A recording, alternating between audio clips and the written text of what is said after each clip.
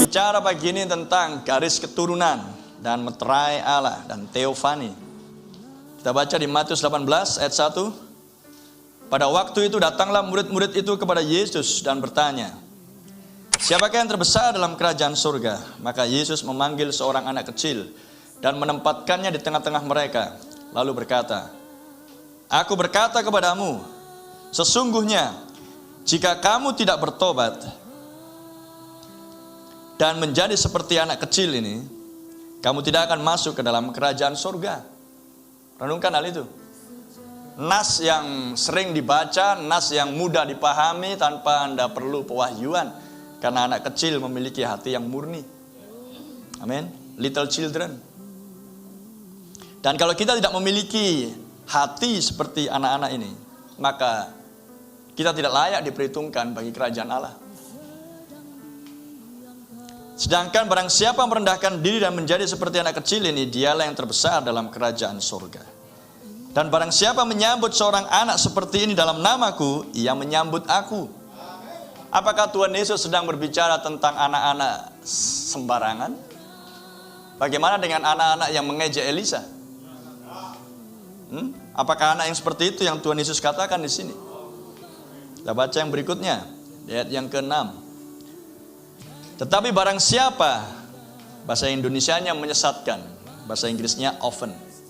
Tetapi barang siapa yang melukai atau menyakiti, melukai perasaan, menyakiti hati, often itu lebih kepada melukai.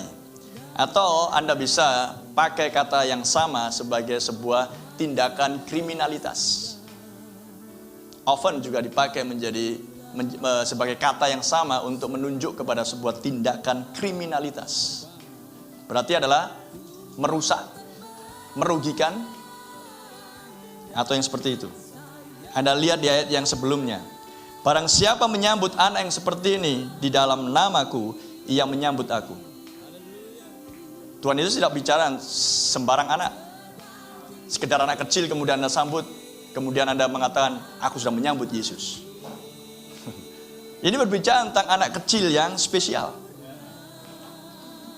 Tuhan memberikan ilustrasi anak kecil karena anak kecil adalah seorang yang murni.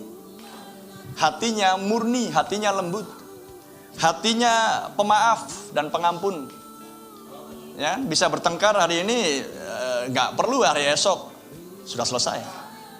Tetapi barang siapa melukai salah satu dari anak-anak kecil ini yang percaya kepadaku, tidak semua anak percaya kepada Yesus. Tapi di sini Tuhan Yesus katakan, yang percaya kepadaku.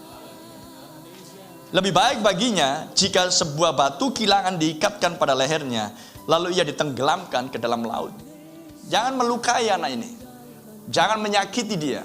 Jangan mengganggu dia.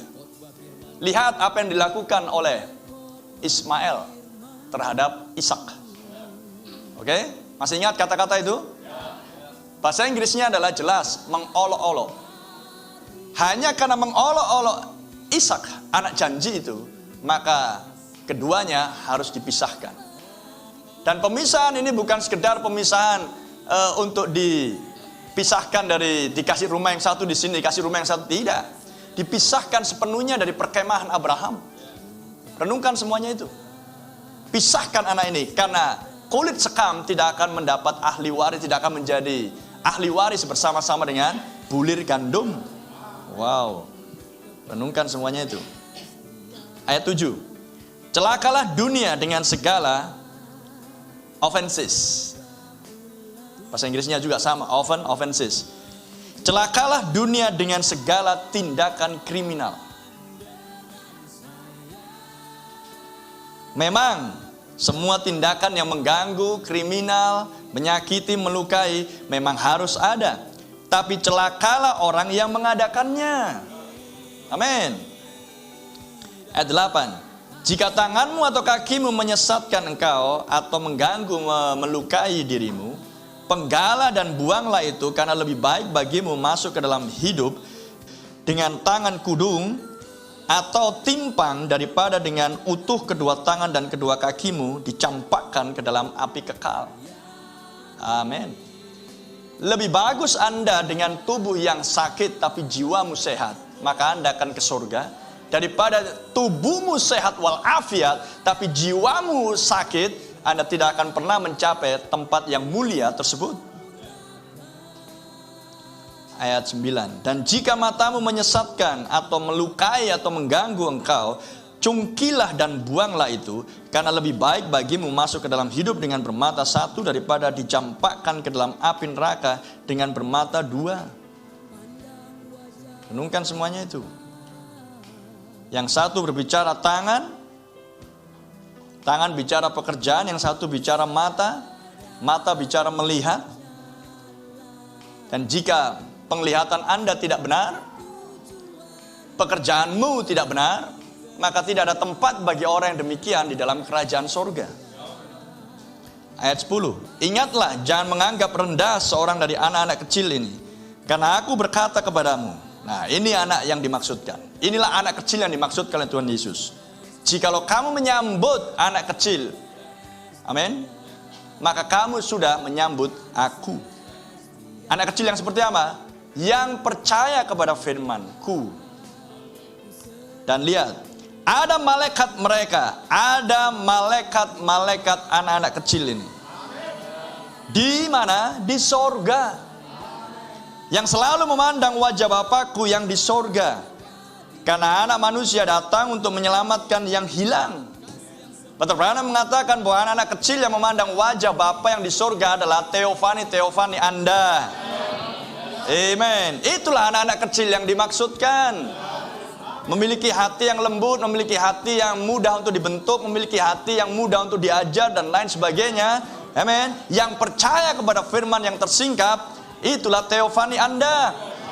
Amin. Dan teofani Anda ada di sorga, memandang wajah Bapa, tapi kita masih ada di bumi. Mengerti? Kita masih ada di bumi. Maka apa yang ada di sorga harus termanifestasi di bumi. Amin. Dan lihat kata terakhir di ayat yang ke-11. Karena anak manusia datang untuk menyelamatkan yang hilang. Kita hilang di bumi, bukan di sorga. Amin. Dan siapakah anak kecil yang dimaksudkan? Anda dan saya. Apa buktinya bahwa Anda adalah anak kecil yang dimaksudkan oleh Tuhan Yesus? Ada teofanimu. Amin. Anak-anak kecil ini memiliki malaikat-malaikat yang memandang wajah Bapa yang di sorga. Jadi malaikat-malaikat itulah berbicara tentang teofanimu. Terpujilah nama Tuhan. Maka jikalau engkau sudah berbuat baik kepada saudaraku yang paling hina, maka secangkir air putih kau berikan, maka upahmu akan ada. Kata Tuhan Yesus di Matius 25. Itulah sebabnya mereka yang sedang dimanifestasikan di bumi adalah orang-orang yang dirancang, didesain oleh Tuhan untuk hanya melakukan pekerjaan-pekerjaan yang baik, yang memuliakan Bapa yang di sorga. Amin. Hendaklah hidupmu bercahaya dan menjadi teranglah. Amin. Terpuji nama Tuhan. Supaya semua orang bisa melihat dan mengenal siapa kamu, maka dengan demikian kamu memuliakan Bapakku yang di sorga. Dan tapi jikalau engkau malu untuk bersaksi tentang aku, maka aku akan malu untuk bersaksi kepada Bapa dan juga kepada para malaikat. Renungkan semuanya itu. Jadi kita di sini adalah untuk memanifestasikan akan ciri-ciri, karakteristik dan sifat ilahi, dan semuanya itu harus datang melalui garis keturunan. Sejak